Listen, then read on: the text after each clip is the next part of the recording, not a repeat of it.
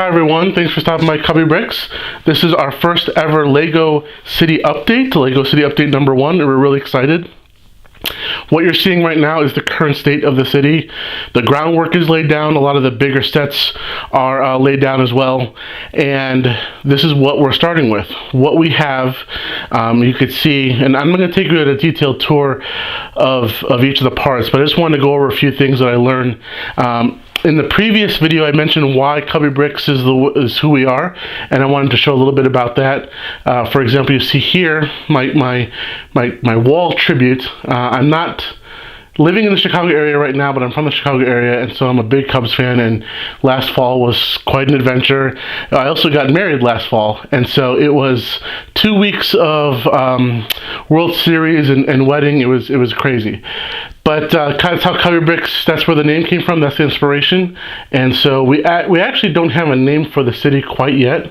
We're thinking about it, my wife and I, trying to figure out what we want to do and how we want to name it. But the groundwork's laid down. I learned a lot about LEGO in general by laying out a city. One of the first things I learned, for example, is tables. It's hard to tell, but the city itself is sitting on 5 IKEA tables, and so I bought 5 IKEA tables with normal leg height, and I put them together, but they fit well together, but when you put the base plates on them, they don't quite fit uniformly. Each table itself is, I believe, 6 base plates long and 3 base plates wide, so when you try and jam them together, they don't quite fit. But what I might end up doing is attaching each table's base plates to each other, but then not table to table. That way I can maneuver around. Another thing I've noticed too is it's very hard. I've seen a lot of cities on different channels with very large elaborate setups, and I'm just really curious, and please comment how people actually get into the middle of the city to make changes and to do the fine details.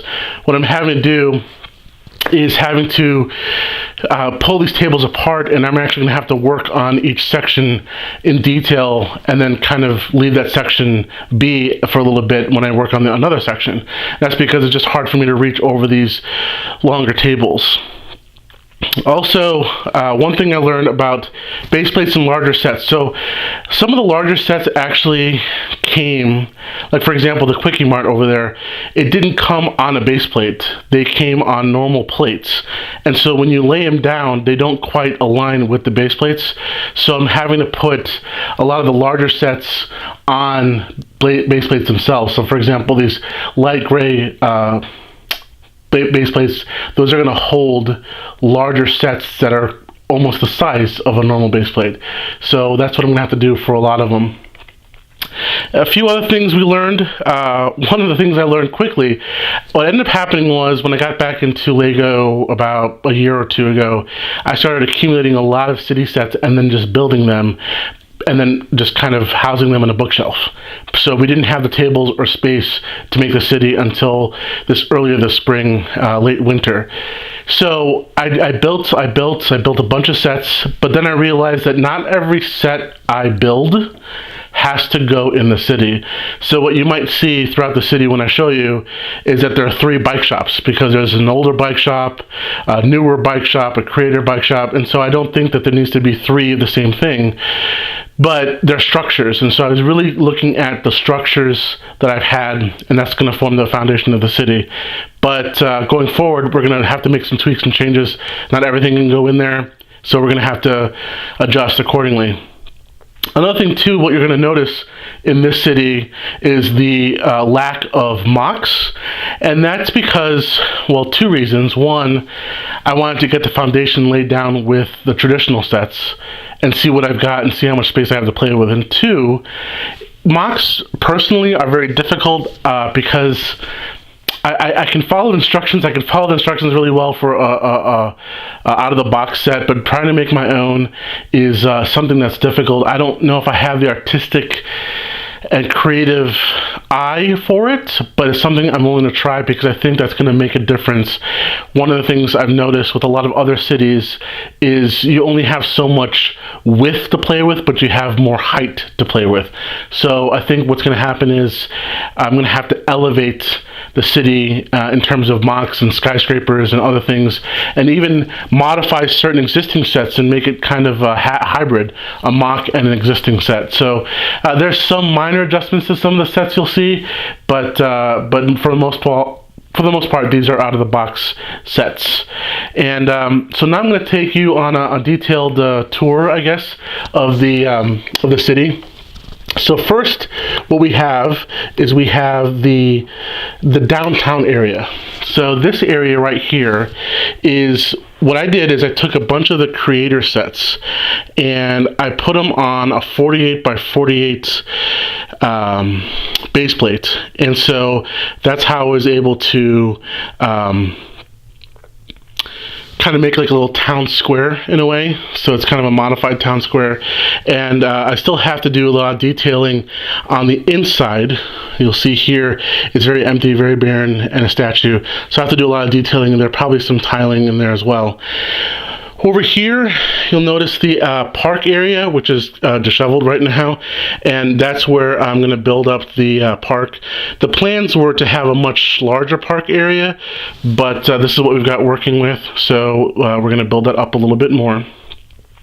Over here is the residential section. This is where you're going to have a lot of the creator houses. So if you look carefully, there's one of my favorite sets, the City House, and some of the other sets. And what you'll also find is you'll find a lot of the treehouse sets are right behind it. And so this kind of like the idea was you have a house and then you have a treehouse in the back. And then here I was mentioning the plans are to expand. So this T intersection and the straight base plate will hopefully go to another table, which is going to house the amusement park. This section right over here is going to house, well, besides the mining truck, which again, like I mentioned, you build, and realize you don't have room or a need for it. We're going to put a lot of the larger modulars. So what we have right now is we have the detective's office and we have the Parisian restaurant. We're going to add a lot of other ones, like for example the Brick Bank, the pet store, and a few other ones. Assembly Square needs to be built. Probably going to put that right here in the corner. And then a few other ones I'm excited about, like for example the release of Ninjago City. I think it's going to go great in the city. And then also some other ones that'll come along. So transitioning over here, this is kind of the edge of the city.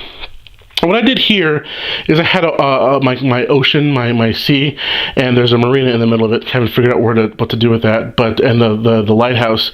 What I did is I took the elevated base plates, or the road plates, and I kind of made a ramp. So if you can kind of see, there's a little bit of elevation there.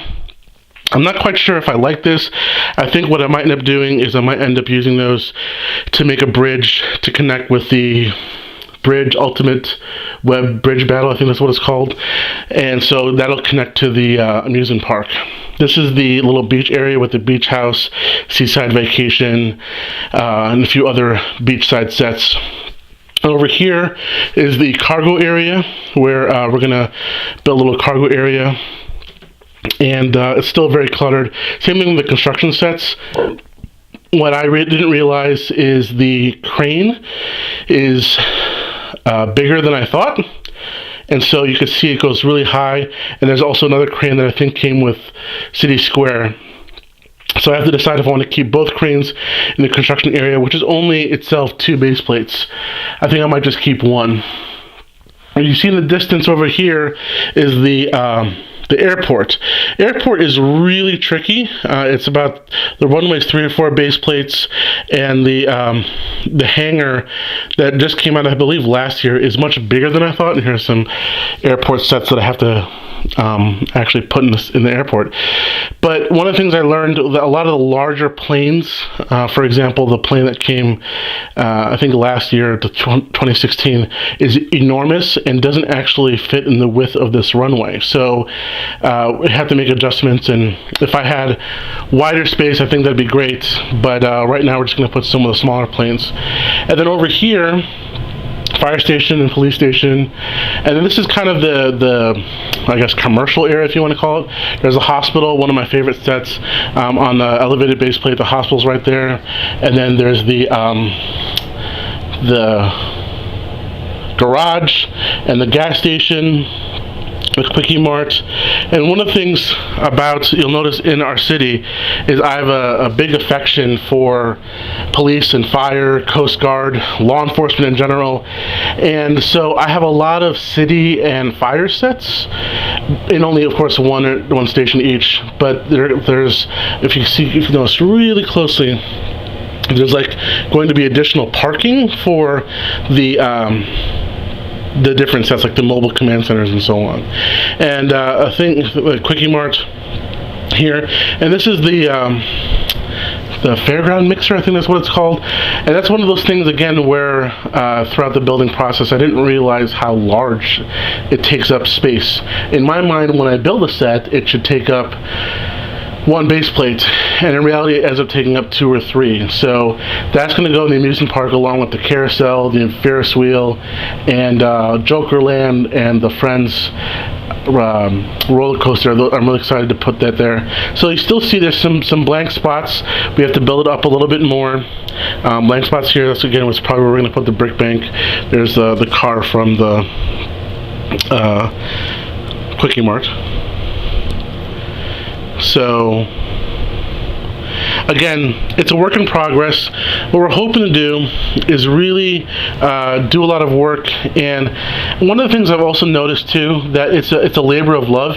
In other words, when I look at these videos of other people that are doing it, and I'm really jealous and really happy for everybody, but it's also taken them probably months and years to build. And so this has only taken me since probably February, so what is that, 4 or 5 months. And so I need to really think about how much more it'll develop over time, because as I put more effort into it day in, day out, it's going to really develop. And one of the things I'm excited to do is the detail. So, for example, I need to order stoplights, I need to order trees, I need to order tiling, I need to order other things from Bricklink that'll really enhance the city. And one of my favorite sets that, again, it's a reflection of not realizing how big things are, is the parking garage. So I got it, and I was like, oh, okay, it's a big set. And then actually setting it and building it, it's much bigger. It took up, I guess, the equivalent of almost 2 base plates. But it's one of my favorite sites in the city. And then as I go through here, you'll see another angle. So please leave comments, please leave suggestions, please, if you have any questions, I'll be happy to answer them. But this is where we're at with the city. Subscribe, feel free to like the video, and there's going to be more pictures on Instagram as I do updates, more video updates. And thanks for stopping by Cubby Bricks, and I'll see you soon.